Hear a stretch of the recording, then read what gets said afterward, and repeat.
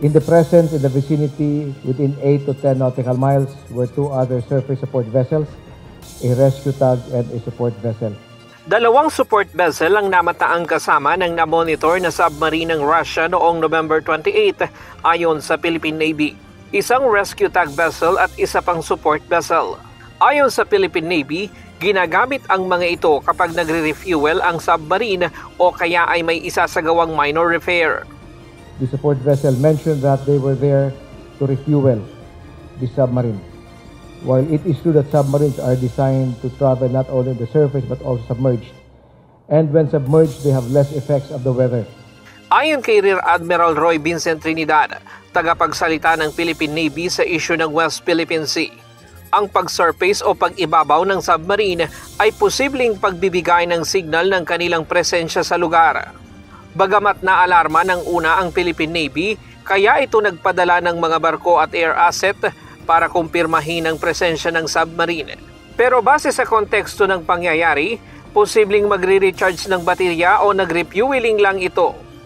It could also be seen as a signaling to show that we are here.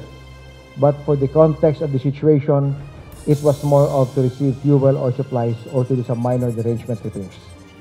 Ayon kay Trinidad, kailangan talagang mag-surface o umahon sa itaas ng tubig ang mga diesel-electric submarine para tumakbo ito ng maayos.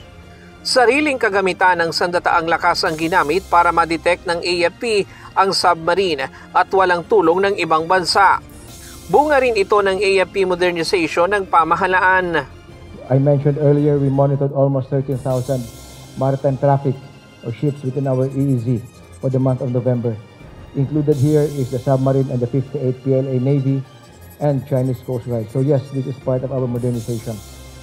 Bagamat sa ngayon ay pinapalakas pa ang underwater capabilities ng sandataang lakas, ang mga pangyayaring ito ay nagpapakita ng pangangailangan ng Philippine Navy ng barko at helicopter na kayang makadetect ng submarine.